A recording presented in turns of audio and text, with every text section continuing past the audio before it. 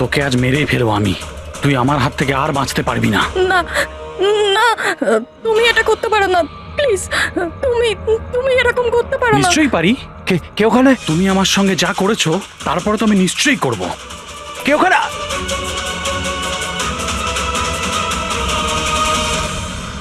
বাঁচাও, বাঁচাও, please please help, বাঁচাও। তুমি এটা করতে পারো না, প্লিজ। কেউ আছো?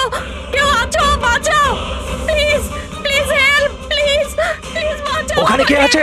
প্লিজ হেল্প, হেল্প, কেউ বাঁচাও আমাকে, প্লিজ। কেউ আছো? কেউ আছো? প্লিজ বাঁচাও আমাকে, প্লিজ হেল্প, কেউ আছো? শোনো শোনো, প্লিজ, লেগে যাবে আমার। এই কি করছো? এই তোমার হাতে ওটা কি? তুই নিজের কাজ কর। এই দেবো তোকে টাকা। এই, তুমি এটা কি করছো? তোর মতো মেয়েরা না আমার কাছে ছাড়ো শুধু ওকে, টাকা পাস। ছেড়ে দাও। বললাম না, সর এখান থেকে। গান ছাড়, গান ছাড়, লেগে যাবে বলছি। গান ছাড়, গান ছাড়।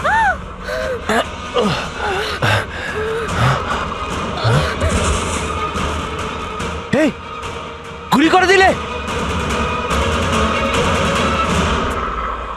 গুলি করে দিল। হ্যাঁ, খুন খুন করেছে, খুন করে দিয়েছে পুলিশ, খুন করেছে পুলিশ। এই আরেকটা গুলি কে চালালো?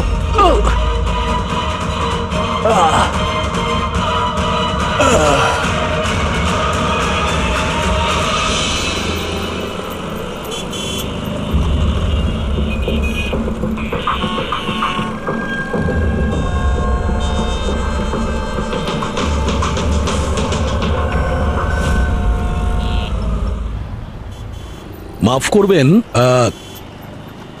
খুন আপনি দেখেছেন? কিন্তু আপনি দেখলেন কি করে? বলতে চাইছি যে আপনি তো দেখতে পাই না, তাই তো। হ্যাঁ, ওই আর কি, মানে বলতে চাইছি আপনি দেখলেন কি করে খুন হতে? এইটার সাহায্যে।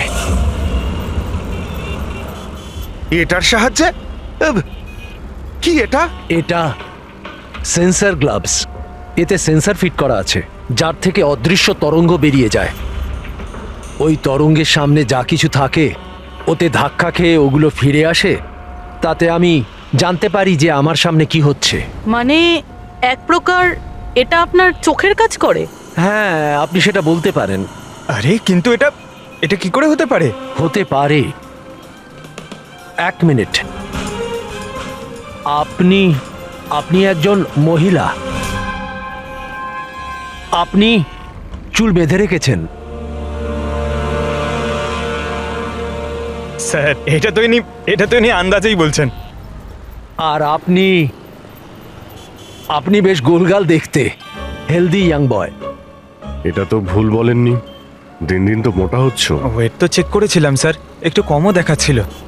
আপনি বলছেন যে এই ডিভাইসের সাহায্যে আপনি দেখেছেন কাউকে খুন হতে? একটা মেয়ের খুন হয়েছে স্যার, তাকে গুলি করা হয়েছে, গুলি। কোথায়? আই মিন এখানেই কাছাকাছি? না, এখানে নয়, এই এই জায়গাটা একটু এবড়ো খেবড়ো। ওটা খুব স্মুথ ছিল, ওখানে সিঁড়িও ছিল না। আচ্ছা, আপনি ওই জায়গা থেকে এখানে কি করে এলেন? জানি না, ঘটনাস্থলে কেউ আমাকে এখানে পিছন থেকে মারলো, আর তারপর আর কিছু জানি না। চোখ খুলে দেখলাম আমি এখানে। সঞ্জীব বাবু, কাল রাতে কি হয়েছিল আপনি আপনি ডিটেলসে বলুন আমাদের।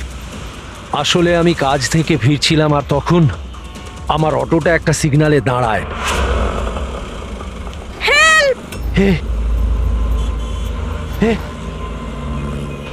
হে, ওদিকে কি, ওদিকে কি কি? আরে ভেতর থেকে তুমি একটা মেয়ের চিৎকার শুনতে পেলে না? মেয়ের চিৎকার? কি বলছেন কি আপনি? ও,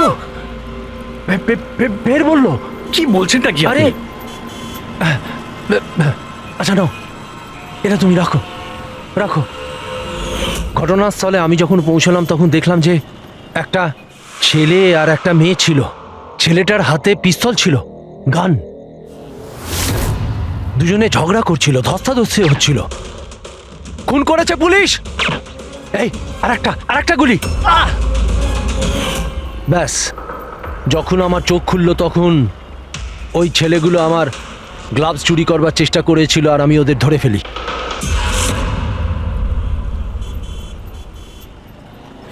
আর আপনি অজ্ঞান হয়ে যাওয়ার পরে খুনি আপনাকে এখানে নিয়ে এসছে আর এখানে ফেলে পালিয়ে গেছে। হ্যাঁ, হতে পারে। আচ্ছা, ওই জায়গাটা কোথায় যেখানে মেয়েটার গুলি লেগেছিল? না স্যার, আমি জানি না। আচ্ছা, আন্ধারিতে ওই অটো যে সিগন্যালে দাঁড়িয়েছিল, যেখানে আপনি মেয়েটার চিৎকার শুনেছিলেন, সেই জায়গাটা জানেন আপনি? মনে আছে? আই অ্যাম সরি, আমি এ ব্যাপারে আপনাদের হেল্প করতে পারবো না। ইটস ওকে, ইটস ওকে, আপনি চিন্তা করবেন না, আমরা ওই জায়গাটার খোঁজ নিয়ে নেব। কিন্তু কি করে? ওই অটো ড্রাইভারকে জিজ্ঞাসা করব। এত বড় শহরে ওই ড্রাইভারকে আপনি কোথায় খুঁজে পাবেন স্যার? পেয়ে যাব। ওদের নেটওয়ার্ক খুবই ফাস্ট, সারা শহরে ছড়িয়ে আছে, পেয়ে যাব। ওনার নাম, ঠিকানা বা অন্য কিছু জানেন আপনি? ও ও টুপি পরেছিল আর পুরনো গান শুনছিল 90-এর দশকের। আর ওর অটোতে আগুন নেভানোর যন্ত্রও লাগানো ছিল। আর হ্যাঁ, ওর কথাবার্তা দেখে মনে হচ্ছিল ও উত্তর ভারতে থাকে। হ্যালো, কি উত্তর ভারতের লোক? পুরনো গান শোনে, আবার টুপিও পরে, আগুন নেভানোর যন্ত্রও আছে ওর অটোতে। ঠিক আছে, দেখছি।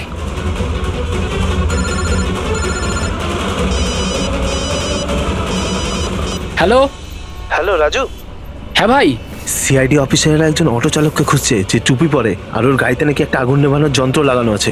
টুপি ঋষিদ হবে ভাই। হ্যাঁ রাজু, বল। ঋষিদ, কাল রাতে কি আন্ধেরির কোনো সিগন্যালে ছিলিস? হ্যাঁ ছিলাম তো, বল। ওখানে কোনো প্যাসেঞ্জার নেমেছিল নাকি? হ্যাঁ, কিন্তু ও তো অন্ধ ছিল। কি হয়েছে নাকি বল। আরে ওর সাথে একটা দুর্ঘটনা ঘটে গেছে।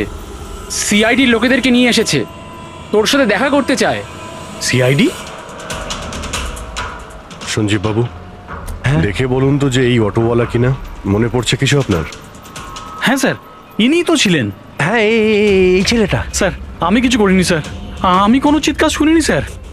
হ্যাঁ স্যার, ইনি চিৎকার শুনেছিলেন, কিন্তু আমার স্ত্রী অসুস্থ ছিল, আমার হসপিটাল যাওয়ার ছিল, তাই আমি ওনাকে ছেড়ে চলে গেছি। আরে ভয় পেও না, তোমায় কেউ কিচ্ছু বলবে না। তুমি বলো এই লোকটাকে তুমি কোথায় নামিয়েছিলে? এই তো এই সিগন্যালে ছেড়েছি স্যার। তারপর ওই সিগন্যাল থেকে কোন দিকে গিয়েছিলেন উনি? এই সামনের গলিটার মধ্যে স্যার। ঠিক আছে, তুমি যাও। Thank you very much, thank you. আসুন। আসুন সঞ্জীব বাবু। অটোওয়ালা আপনাকে এই গলির মধ্যে আসতে দেখেছিল। এখানে দুটো রাস্তা আছে, একটা এটা আর একটা ওটা।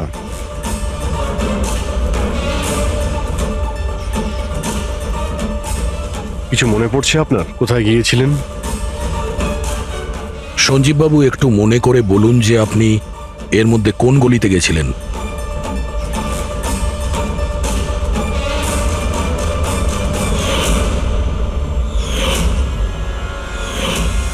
একটা পাখির মতো দেখতে মূর্তি ছিল।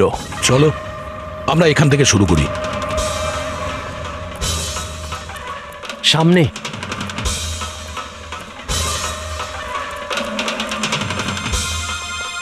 স্যার, এই দেখুন।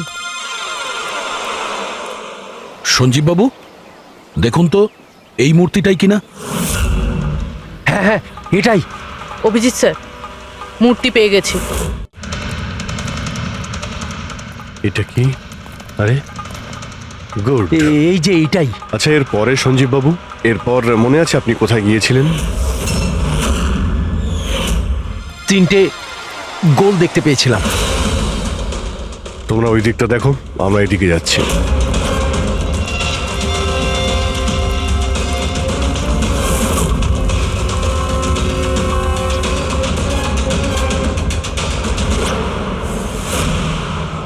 স্যার,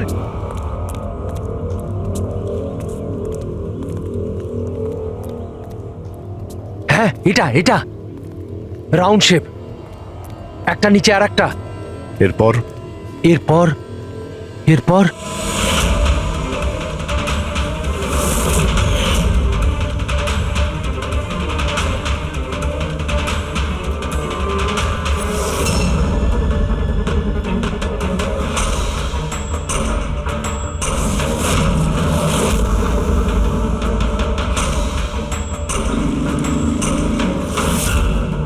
এদিকে এদিকে, এই যে। সাবধানে।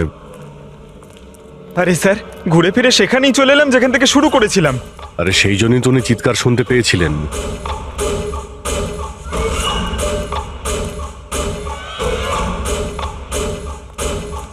স্যার, এই জায়গাটা একেবারে জনবসতির মাঝখানে, তাহলে গুলি চলার আওয়াজ কেউ শুনতে পাইনি কেন? কারণ গানে সাইলেন্সার লাগানো ছিল।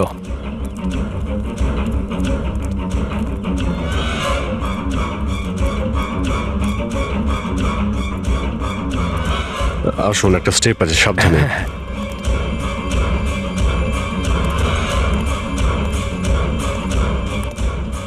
না না, ঠিক আছে।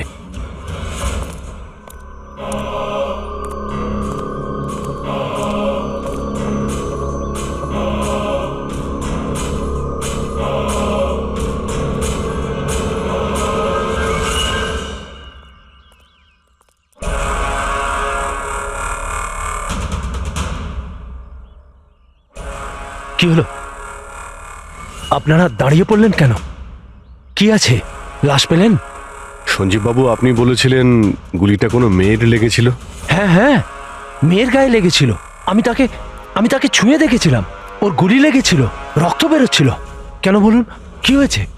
লাশ এখানে আছে, কিন্তু কোনো মেয়ের নয়, কোনো ছেলের। কি?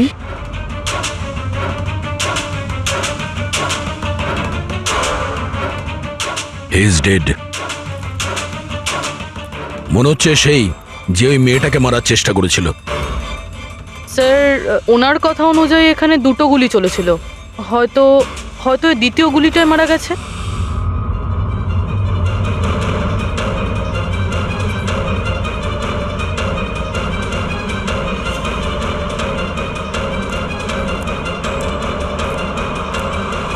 স্যার, স্যার, এখানেও তো রক্ত পড়ে আছে। ওটা যদি ওর রক্ত না হয় তাহলে ওই মেয়েটার হতে পারে। গুলি তো ওর এখানেই লেগেছিল স্যার। যদি মেয়েটার এখানে গুলি লাগে তো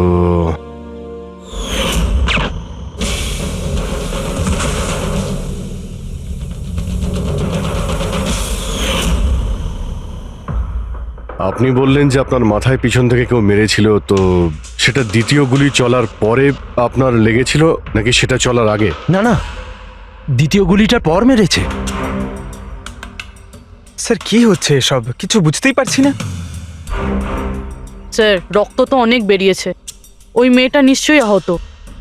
স্যার, না তো কোনো মোবাইল পেয়েছি, না ওয়ালেট, কোনো আইডেন্টিফিকেশন নেই। আর স্যার, ওর হাত আর আঙুলে যে চিহ্ন আছে সেগুলো দেখে মনে হচ্ছে কেউ যেন ঘড়ি আর আংটি চুরি করে নিয়েছে।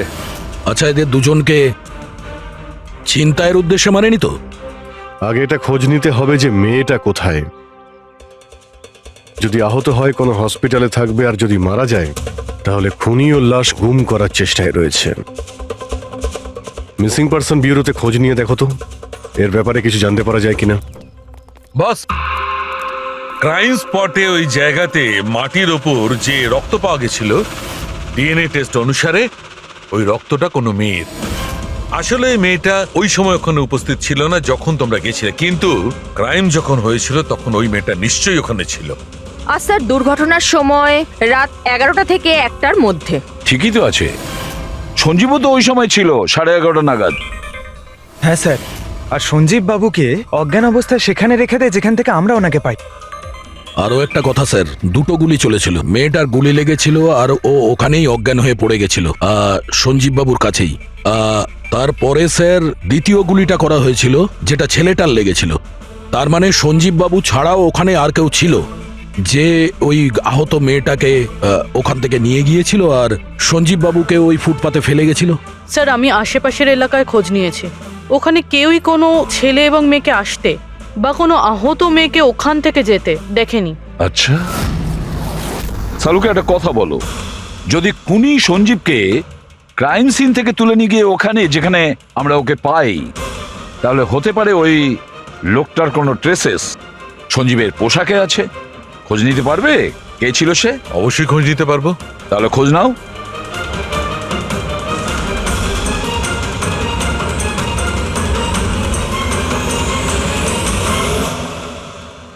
স্যার, হ্যাঁ, লাশ শনাক্ত করা গেছে।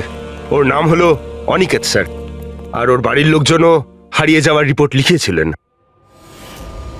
অনিকেত, দেখুন আপনার ভাই অনিকেতের বডি আমরা বন্ধ কারখানায় পেয়েছিলাম। আপনারা কি বলতে পারবেন উনি কেন এখানে এসেছিলেন? আপনার ভাইয়ের খুন হয়েছে, আশা করব আপনারা আমাদের কাছে কিছুই লুকোবেন না। যদি আপনারা সত্যি না বলেন তাহলে আমরা তো খুনিকে ধরতেই পারবো না। স্যার এরকম কিছু নয় স্যার, গত কয়েকদিন ধরে খুবই অদ্ভুত বিহেভ করছিল। অদ্ভুত মানে? প্রায় বাইরে থাকতো স্যার, সারাদিন। আমরা অনেকবার জিজ্ঞাসা করার চেষ্টা করেছি, কিন্তু কিচ্ছু বলতো না। গতকাল সকালেও 11টা নাগাদ চলে গেছিল। কোথায় গেছিল কিচ্ছু বলেনি। সারা দিন ধরে স্যার ঘরে ফেরেনি। সকালে উঠে দেখি সারা রাতেও বাড়ি ফেরেনি। তারপরে গিয়ে আমি পুলিশের কাছে কমপ্লেন করি। তো সারাটা দিন ফোনে কোনো কথা হয়নি? স্যার আমি ওকে সারাদিন ধরে ফোনে কল করছিলাম, কিন্তু ফোনেই পাচ্ছিলাম না ওকে। এরকম কবে থেকে চলছিল? স্যার জানি না কবে থেকে, গত কয়েক বছর ধরে তো সিঙ্গাপুরেই ছিল। এই তো কিছু মাস আগেই ইন্ডিয়া এলো, তখন থেকেই এরকমই বিহেভ করছিল। সিঙ্গাপুরে কি কাজ করতেন ইনি? ওখানে হোটেলে জব করতো। এ বিবাহিত ছিল? না স্যার, বিবাহিত ছিল না। কোনো মেয়ের সাথে এর সম্পর্ক ছিল? কারণ মরার আগে ও কোনো মেয়ের সঙ্গে ঝগড়া করছিল। জানি না স্যার, আমরা কিছুই জানি না এর কোনো মহিলার সঙ্গে কোনো অ্যাফেয়ার বা বন্ধুত্ব আছে কিনা, কিছুই জানি না। স্যার স্যার এনাদের থেকে অনিকেতের নাম্বার নিয়ে আর কল রেকর্ডস চেক করি স্যার। তাতে জানতে পারি যে একটাও মেয়ের নাম্বার নেই স্যার, শুধু ছেলেদের সঙ্গেই কথা বলতো, আর বেশিরভাগই ওর সঙ্গে যারা কাজ করতো তাদের। আর স্যার মৃত্যুর আগেও ও কাউকে ফোন করেনি নিজের ফোন দিয়ে। কোনো মেয়ের নাম্বার পাওয়া যাচ্ছে না, এটা তো খুব অবাক কাণ্ড। স্যার খুবই সাদাসিধে লোক ছিল, শুধু নিজের কাজ নিয়েই ব্যস্ত থাকতো। ঠিক আছে, আপনারা যেতে পারেন। যদি দরকার হয় আপনাদের ডেকে নেব।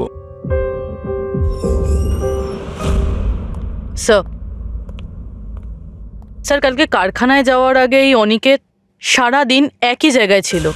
কোন জায়গায়? Sir coffee shop. স্যার এর ক্রেডিট কার্ডের বিল থেকে এটা প্রমাণিত হয় যে এ সারা দিন ওই কফি শপে ওর ক্রেডিট কার্ড সোয়াইপ করেছিল। হ্যাঁ স্যার, ওর ফোনের লাস্ট লোকেশন ওই কফি শপই ছিল। কোন কফি শপ ছিল ওটা? Pillow coffee shop. যাও ওই পিলো কফি শপে আর খোঁজ নাও ও সারাদিন বসে কি করছিল। স্যার,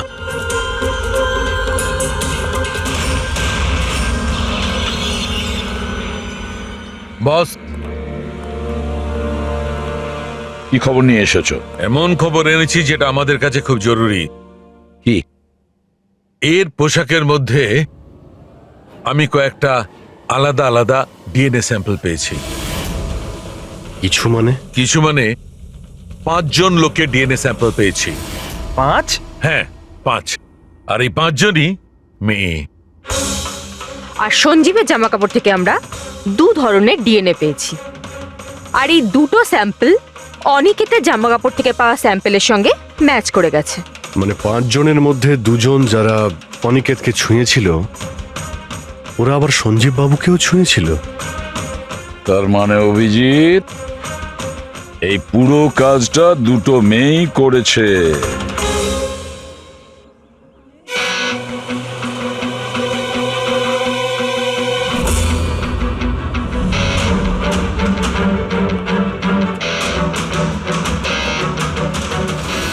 আচ্ছা এই ছবিটা দেখুন, আপনি একে চেনেন? কালে সারাদিন এখানে আপনার ক্যাফেতেই ছিল। হ্যাঁ স্যার, এই কালকে সারাটা দিন এখানেই ছিল, আর রাতে এই ধরুন 10:30 আশেপাশে এখান থেকে বেরিয়েছিল। এ একা ছিল নাকি এর সাথে আরো কেউ ছিল?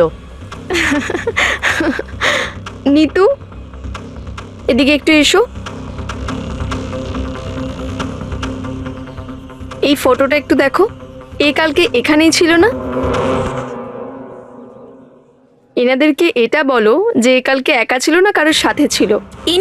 ইনি তো অনিকেত। ইনি কখনো একা আসতেন না, সবসময় ভিড় নিয়ে আসতেন, মহিলা আর মেয়েদের ভিড়।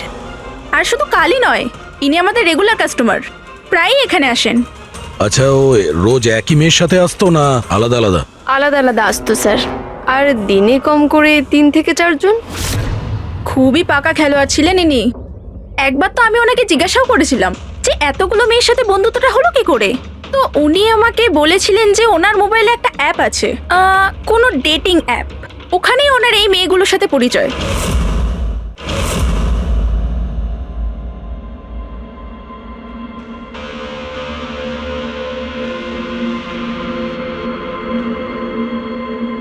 কিছু জানতে পেরেছো? হ্যাঁ স্যার, অনিকেতের ডেটিং অ্যাপের ব্যাপারে জানা গেছে। ওই অ্যাপটার নাম ম্যাচ আপ। Match up? এটা দুজনের সাথে বিয়ে দেওয়ার কোনো অ্যাপ নয় তো? হ্যাঁ স্যার, ওই রকমই কিছু। কিন্তু অনিকেত এই অ্যাপের ভুল ব্যবহার করেছে। ও এই অ্যাপের সাহায্যে এতগুলো মেয়ের সঙ্গে কন্ট্যাক্ট করেছে স্যার, আর ওদের সঙ্গে বন্ধুত্ব করেছে। আর মনে হচ্ছে বিয়েও কাউকেই করতে চায়নি, শুধুমাত্র টাইম পাস করছিল। এই অ্যাপে শুধুমাত্র চ্যাটিংই হয়, আর কারো নাম্বার এই অ্যাপে শো করে না স্যার। স্যার, আমরা অ্যাপ ডেভেলপ কোম্পানি থেকে 4টে মেয়ের ব্যাপারে খোঁজ নিয়েছি, অনিকেত যাদের খুব টাচে ছিল। ইনফ্যাক্ট মার্ডার হওয়ার দিনও ওদের সঙ্গেও ক্যাফেতে দেখা করেছিল। পুরবি কথা বলছেন। প্রথম মেয়েটা হলো মোনা।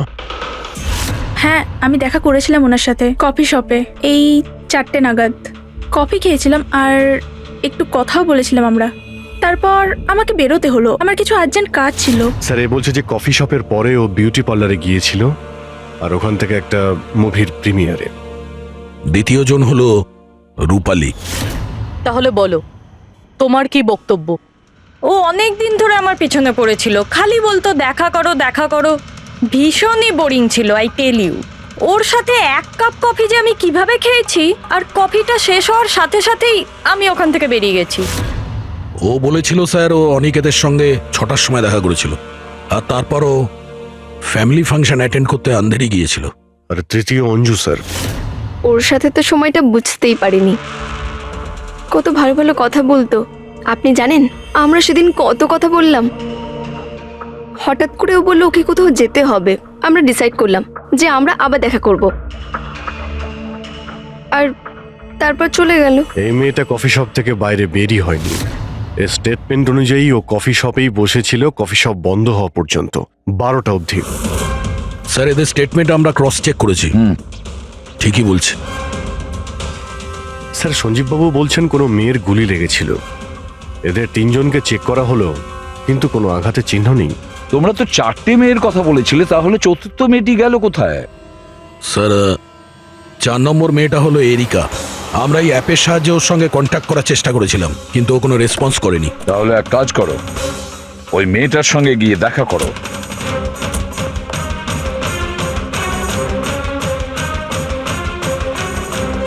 রজত, তাড়াতাড়ি রেডি হও।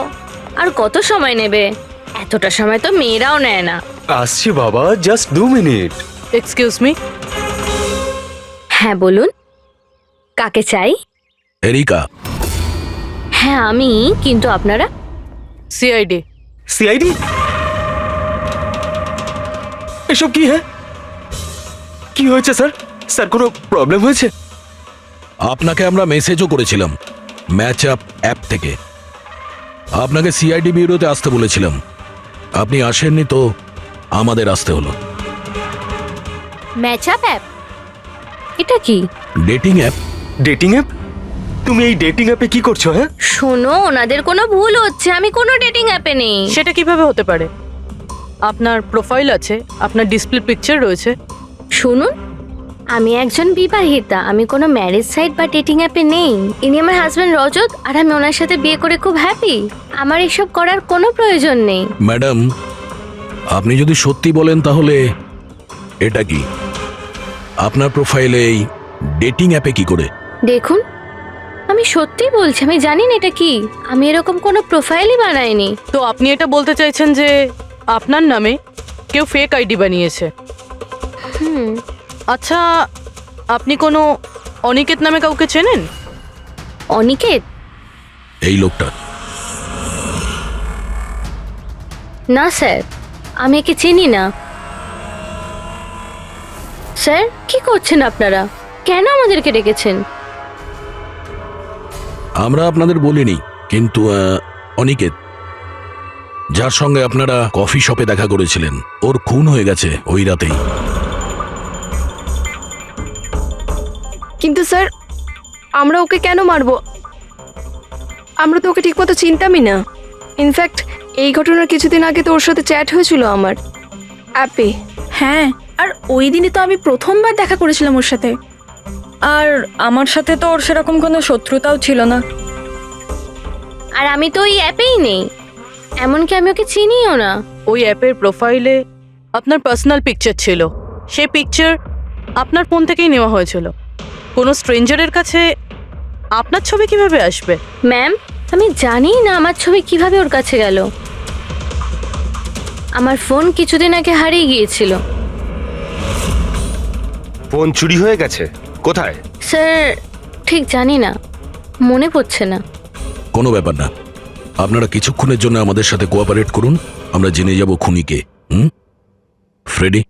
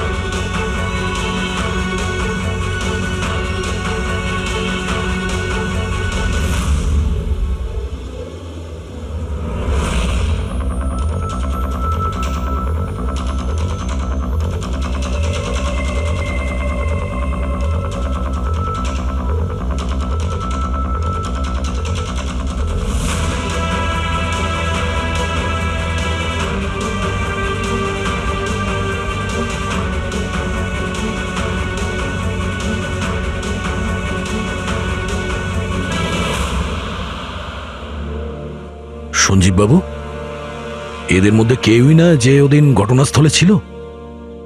এদের মধ্যে কেউ নয়। ঠিক আছে, আপাতত আপনারা যেতে পারেন। Thank you.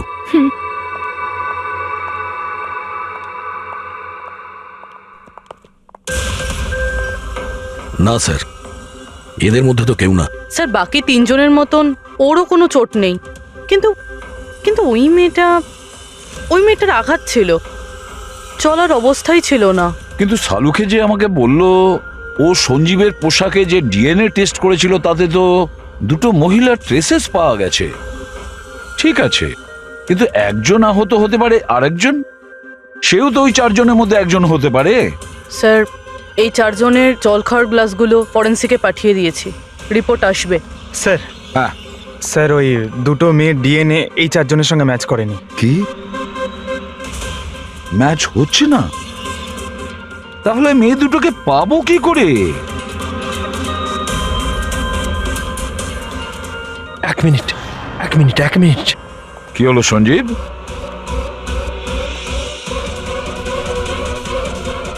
এসিবি স্যার, আমি এই গন্ধটা চিনি।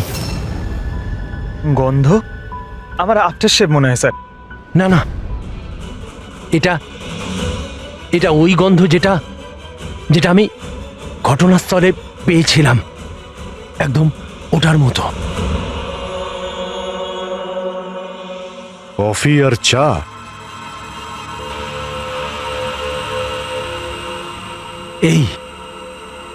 এই গন্ধটা ঘটনাস্থলে, এই গন্ধটাই ছিল।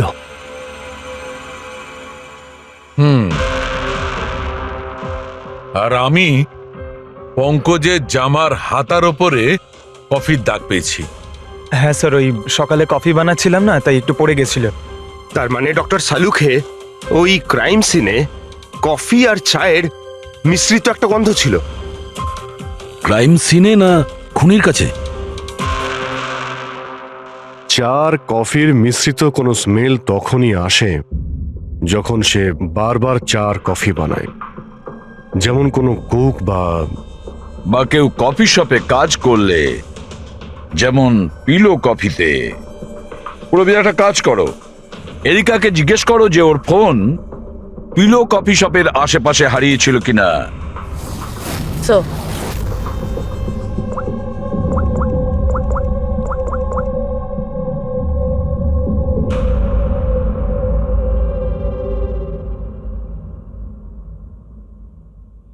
স্যার, হ্যাঁ, স্যার ওনার ফোন ওখানেই হারিয়েছিল, ওই কফি শপে।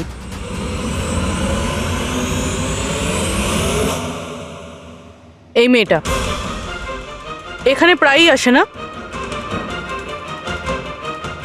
হ্যাঁ, এনাকে দেখেছি তো এখানে। এর ফোনটা হারিয়ে গেছে। তো এর ফোনটা যখন হারিয়েছিল, এখানে ডিউটিতে কে ছিল?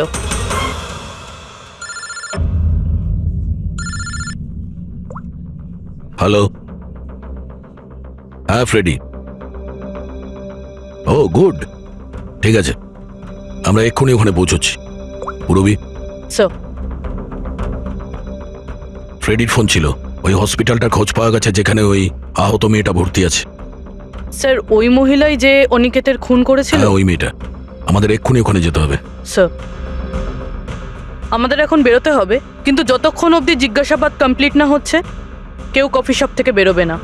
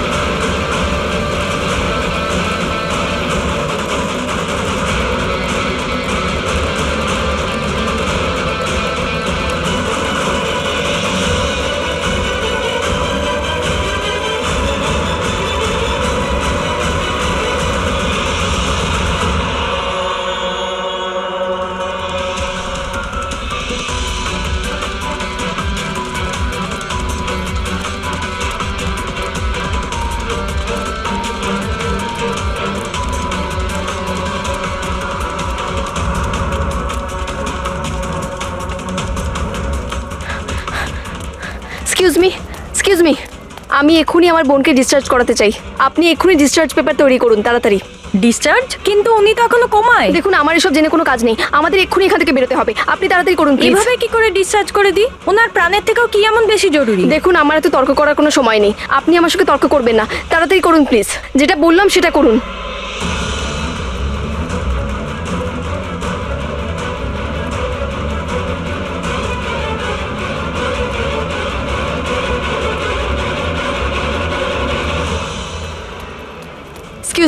এক্সকিউজ মি, আমার দিদি স্বপ্নাকে এক্ষুনি ডিসচার্জ করাতে হবে, এক্ষুনি। ওর বিলের টোটাল অ্যামাউন্টটা বলবেন প্লিজ। Excuse me. মনে হয় খুব তাড়া আছে তোমার।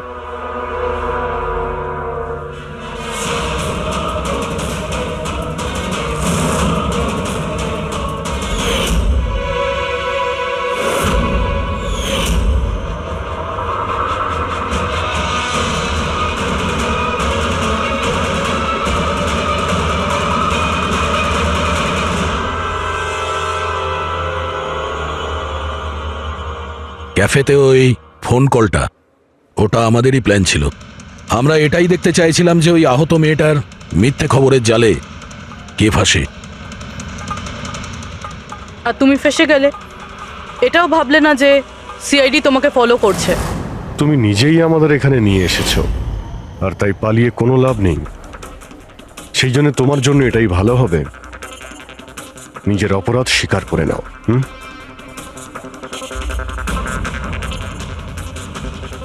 অনিকেত আমার দিদিকে জীবন্ত অবস্থাতে মেরে ফেলেছিল। ওদের সিঙ্গাপুরে দেখা হয়েছিল, আর ও ওখানেই আমার দিদিকে বিয়ের মিথ্যে প্রতিশ্রুতি দিয়েছিল। ওরা এঙ্গেজমেন্টও করে নেয়, আর তারপরে বিয়ের কথা বললেই ও এড়িয়েই যেত। আমার দিদি যখনই বিয়ের ডেট ফিক্স করার কোনো কথা তুলতো তখন সবসময় কোনো না কোনো অজুহাত দিতে শুরু করতো। আর এই ধরুন 6 মাস আগে ও বলল যে ওর মা নাকি খুব অসুস্থ আর ওর মায়ের চিকিৎসার জন্য টাকার দরকার। আর আমার দিদির নিজের জীবনের সব সেভিংসটা দিয়ে দিয়েছিল। আর ও বলল যে ও সিঙ্গাপুর থেকে ফিরে এসেই আমার দিদিকে বিয়ে করবে। আর টাকা পয়সা নিয়ে অনিকেত সিঙ্গাপুর থেকে মুম্বাই আসে। হ্যাঁ, স্বপ্ন ওর অপেক্ষা করতে থাকলো, আর সেটাও পুরো 3 মাস ধরে। তারপরে একদিন আমি দেখলাম যে ও মুম্বাইয়ের ওই ক্যাফেতে ছিল, তাও আবার অন্য মেয়েদের সাথে। তার মানে ও স্বপ্নাকে বিয়ে করতেই চায়নি? না, ও স্বপ্নাকে ঠকাচ্ছিল। ও স্বপ্নার ইনকাম করা টাকা অন্য মেয়েদের পেছনে ওড়াচ্ছিল। আর আর ওর মাও কিন্তু অসুস্থ ছিল না, কারণ ওর তো কোনো মাই ছিল না। ওর মা তো অনেকদিন আগেই মারা গেছিলেন। তাই তুমি প্রতিশোধ নেওয়ার একটা প্ল্যান করলে। স্বপ্না তো আমার কোনো কথা বিশ্বাস করতে চাইতোই না। ওর ভালোবাসা অন্ধ হয়ে গেছিল। ওর প্রমাণের দরকার ছিল। তাই অনিকেতের সত্যিটা সামনে আনার জন্য আমি এরিকার ফোন চুরি করি, আর ওর নাম দিয়েই আমি ম্যাচআপ অ্যাপে ওর ফেক প্রোফাইল তৈরি করি, আর অনিকেতের সঙ্গে চ্যাটিং করতাম। আর ও ইজিলি আমার ফাঁদে পড়ে যায়। তারপরে আমি ওকে ওই ফ্যাক্টরিতে আসতে বলি, আর তার সাথে স্বপ্নাকেও আসতে বলি, যাতে ও নিজের চোখে সব কিছু দেখতে পাক। কিন্তু ওই দিন যখন আমি ওখানে গেছিলাম তখন আমি দেখলাম যে... এটা কি করছো তুমি? হিসেবটা শেষ করে দিচ্ছি। তুমি আমার সাথে যা করেছো তারই শাস্তি এটা। আমি সব জানি তুমি আমার টাকা কোথায় কোথায় খরচ করেছো, আর কত মেয়ের জীবন তুমি নষ্ট করবে। Aniket, please drop the gun. Aniket please, টাকা চাই তোর? তুমি এটা কি করছো? বেরো এখান থেকে, চুপচাপ বেরো এখান থেকে। আরে ছাড়ো ওকে, ছেড়ে দাও। ওকে বললাম না বেরো এখান থেকে।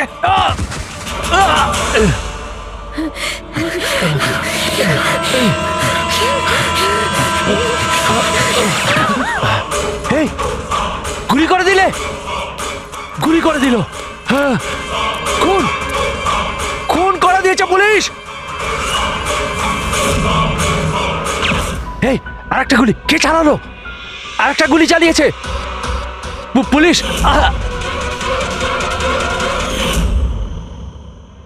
তুমি জানো অনিকেতের লাশ পর্যন্ত আমাদের ওই সঞ্জীব বাবু পৌঁছে দিয়েছিলেন।